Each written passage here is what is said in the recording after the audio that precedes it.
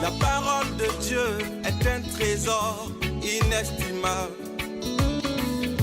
Ne laisse pas ta Bible fermée. Oh non, non. Lis-la, médite-la, nourris-toi. Lis-la, médite-la, nourris-toi. Bonjour. Dans l'évangile de Luc, il nous est dit au chapitre 11, versets 27 et 28, que Jésus enseignait ceux qui étaient rassemblés autour de lui, et qu'alors une femme s'adressa à lui du milieu de la foule, faisant référence à Marie. Elle lui dit « Heureuse est la femme qui t'a porté et qui t'a allaité. » Mais Jésus répondit « Heureux plutôt ceux qui écoutent la parole de Dieu et qui la mettent en pratique. » Mes amis, assurément ce texte répond à une question que les premiers chrétiens, notamment les lecteurs de l'évangile de Luc, se posaient quand ils se demandaient si la proximité de leur relation spirituelle avec Jésus valait ou même dépassait celle toute naturelle et physique de la relation biologique entre lui et sa mère. Or, dans sa réponse, Jésus rappelle que nous sommes appelés à écouter, à entendre la parole de Dieu et surtout à la mettre en pratique. Elle doit s'incarner dans notre vie. Et d'ailleurs, c'est sur cette même nécessité qu'insistera aussi Jacques, le frère de Jésus, devenu plus tard le leader de la communauté chrétienne à Jérusalem. On peut lire ses propos dans sa lettre, c'est au chapitre 1er, les versets 22 à 25.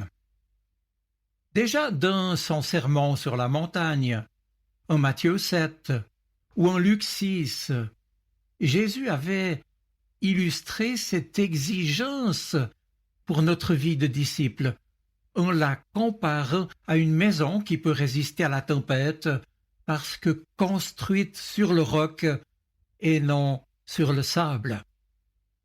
Ici, dans notre récit, Jésus est donc en train de parler. Comme aujourd'hui, il s'adresse à chacun de nous.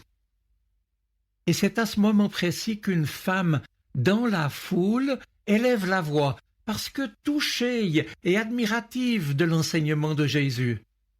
Alors, dans son désir de rendre hommage, de bénir, de dire du bien de Jésus qui enseigne, elle évoque Marie qui lui a donné naissance.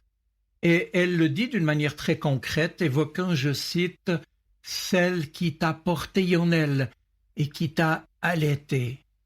Oui, elle sait bien que Jésus est un prophète, qu'il parle au nom de Dieu. En conséquence de quoi, se dit-elle, sa mère doit être heureuse d'avoir engendré un tel fils qui est le porte-parole de Dieu lui-même. Or, la réponse de Jésus nous surprend au premier abord. C'est vrai, on pourrait penser qu'il répond durement à cette démonstration d'affection toute simple de cette femme. Mais en fait, cette femme donc qui ose avec courage s'adresser à lui malgré la foule nombreuse des auditeurs, eh bien cette femme, Jésus l'invite à persévérer dans l'écoute de ses paroles, c'est-à-dire dans leur mise en pratique. Oui, on pourrait penser que Jésus refuse et rejette les éloges faits à sa mère. Mais au contraire, il les confirme. En effet, je m'explique, Marie est grande, non seulement parce qu'elle a porté Jésus et lui a donné la vie physiquement, elle l'a élevé, mais surtout pour ce qu'elle lui est intimement liée par son accueil et son obéissance à la parole de Dieu et à la volonté de Dieu. Luc nous l'avait dit d'emblée, en ouverture de son évangile, c'était au chapitre 1er au verset 38, quand il nous rappelle les propos de Marie lors de la visitation de l'ange qui lui annonçait la naissance de Jésus. Je cite, dit Marie, « Je suis la servante du Seigneur, alors qu'il m'advienne selon ta parole. » Mes amis, faire la volonté de Dieu, voilà donc ce qui constitue la vraie parenté de Jésus. Et en affirmant cela, Jésus est pleinement conscient que personne, mieux que Marie, n'a su le faire. En d'autres mots, il répond à la femme qui l'a interpellé que notre vie humaine, pour chacun de nous, prend son sens dans l'écoute de la parole de Dieu et dans sa mise en pratique dans notre existence quotidienne. Car cette parole veut éclairer, illuminer notre vie. Et cela est vrai pour tous ceux et toutes celles qui l'écoutent, lui, Jésus. C'est vrai aussi pour Marie, mère de Jésus, et vrai également pour lui, Jésus. Il le montrera en allant jusqu'à donner sa vie par amour pour nous. Maintenant, à examiner notre texte de plus près, on peut observer que Jésus, dans sa réponse, a opéré 2 déplacements. Le premier déplacement dans sa réponse réside dans le passage du singulier au pluriel. Ce n'est pas une seule personne qui est heureuse, mais tous ceux qui écoutent. Bonheur ouvert, sans discrimination ni limitation. Et puis un second déplacement qui en découle, marqué par le fait que Jésus ne s'intéresse pas à son bonheur à lui ou à celui de sa mère, mais au bonheur de celui ou de celle qui est en face de lui et qui veut bien accueillir et mettre en pratique la parole.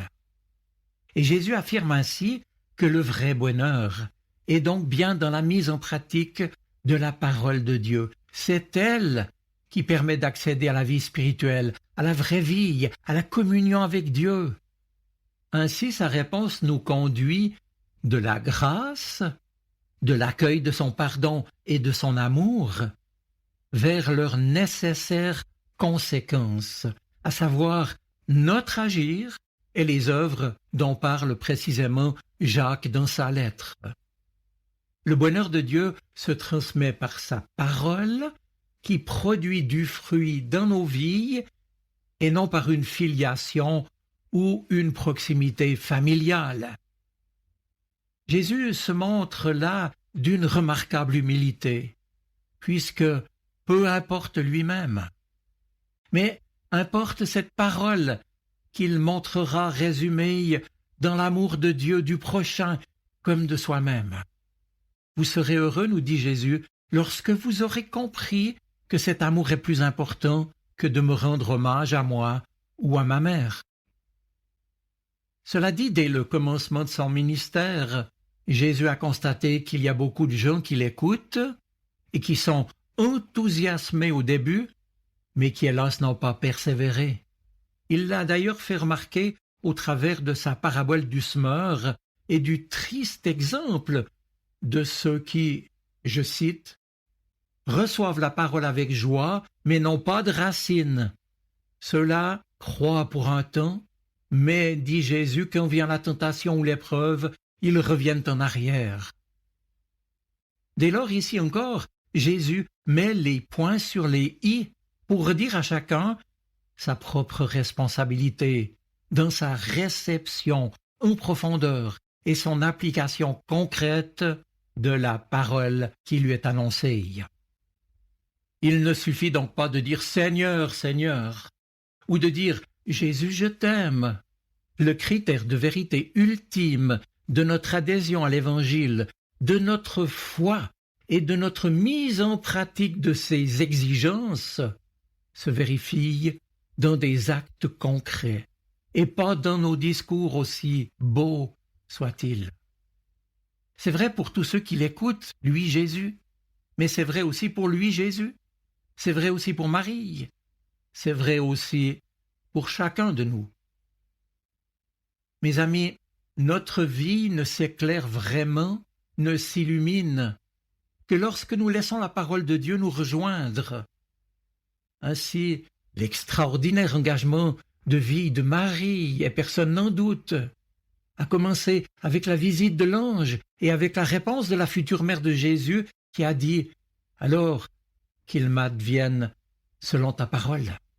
Oui, Marie a entendu la parole de Dieu. Elle l'a même gardée dans le cœur, dit l'Évangile. Et on le sait, elle a vécu dans cette attitude de foi, d'espérance et d'amour jusqu'au bout, restant debout, même au pied de la croix. Et puis, après la résurrection du matin de Pâques, nous la retrouvons encore présente et discrète avec les disciples rassemblés dans la prière.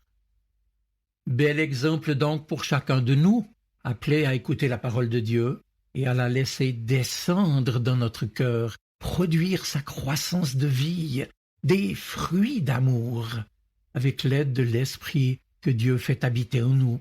Car si nous accueillons la parole de Dieu avec cette écoute attentive, cette qualité-là d'attention, avec cette particularité aussi qu'elle s'adresse à chacun de nous, elle nous apparaît davantage dans toute sa profondeur. Elle grandira en nous jusqu'à nous pousser à la mettre en pratique et à la partager en la faisant connaître. Lire sans écouter ne peut que nous placer dans un désert où abonde la sécheresse. Et c'est pour l'éviter que Jésus nous met en garde. La parole doit toucher notre cœur et transformer notre existence très concrètement pour que la parole puisse être crédible quand on la partage. Il est inutile ici de rappeler qu'aujourd'hui, du fait de la profusion des médias et des réseaux sociaux, le monde dans lequel nous vivons souffre d'une crise de parole. On bavarde et on parle beaucoup, mais ces paroles sont vides de sens et de consistance. Est-ce que je fais partie, moi aussi, de ceux-là? C'est la question que je peux me poser. Est-ce que mon comportement et mes attitudes témoignent que je fais réellement partie de la famille de Jésus-Christ? Alors, mes amis, heureux ceux et celles qui écoutent la parole de Dieu et qui la mettent en pratique. C'est l'unique chemin pour entrer dans l'amour de celui qui s'adresse à nous au plus profond de notre cœur. Que par son esprit, lui puisse nous aider chaque jour à demeurer dociles à sa parole. Je vous souhaite une bonne semaine. Soyez bénis. Amen. La parole de Dieu est un trésor inestimable. Ne laisse pas ta Bible fermée. Oh non, non. Lis-la, médite-la, nourris-toi. Lis-la, médite-la, nourris-toi.